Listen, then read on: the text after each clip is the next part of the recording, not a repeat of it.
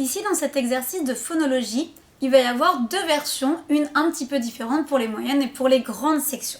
Vous allez faire deux dessins, un bol de riz et un chapiteau. L'objectif est de travailler sur la reconnaissance de la syllabe. Pour les moyennes sections, on ne va pas trop mélanger, on va rester sur la syllabe finale, sur vraiment la rime qu'ils ont commencé à travailler, etc. Pour les grandes sections, on va leur dire, écoute, maintenant que tu sais bien reconnaître la syllabe du début, de la fin, on va essayer de reconnaître tout simplement le son d'une syllabe, peu importe l'emplacement, l'endroit où elle est dans le mot. Vous expliquez ça bien, vous pouvez faire un exemple. Par exemple, est-ce que tu entends telle syllabe dans ce mot?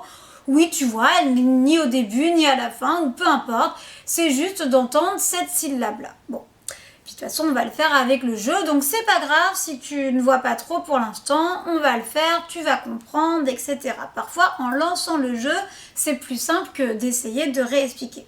Vous prenez des jetons, n'importe quoi.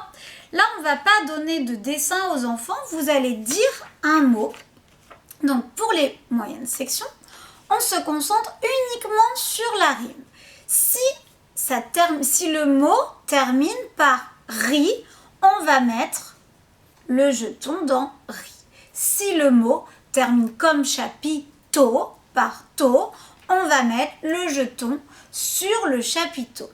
Pour les grandes sections, même chose, sauf que peu importe où se trouve la syllabe, elle n'a pas nécessairement besoin d'être à la fin. C'est uniquement si on l'entend dans le mot. Vous, l'adulte, vous avez votre petite liste de mots que vous allez dire. Vous dites donc, je te dis taureau.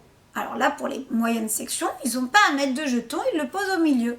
Pour les grandes sections, taureau, to, il va le mettre dans chapiteau parce qu'on travaille sur la syllabe to. Alors là, comme ce n'est pas que sur la rime, on peut même l'écrire. On peut écrire pour les grandes sections to. On peut demander comment on s'écrit to à ton avis, la syllabe to, comment on va l'écrire, to. Si vous avez envie de préciser qu'il y a plusieurs orthographes du son O, allez-y pour les enfants qui sont capables de l'entendre. Mais globalement, on peut en rester à TO. Vous pouvez simplement dire qu'il y a plusieurs écritures, mais TO, c'est très très bien. Ça fait beaucoup, je sais. Et comment on écrit riz? On va chercher, on va écouter ce qu'on entend. Riz, ça, avec certaines grandes sections, on peut le faire. Si vous ne le faites pas, c'est pas grave. Vous pouvez rester uniquement sur l'écoute. Donc on travaille sur la syllabe to, sur la syllabe ri, et ça suffit très bien. Vous continuez, etc. Puis vous dites des mots qui ne vont vraiment nulle part, y compris pour les grandes sections. Hibou, mais non, hibou, il va nulle part. Souris, souris, il va dans le bol de riz. Vous avez compris. Bon travail. N'hésitez pas s'il y a des questions.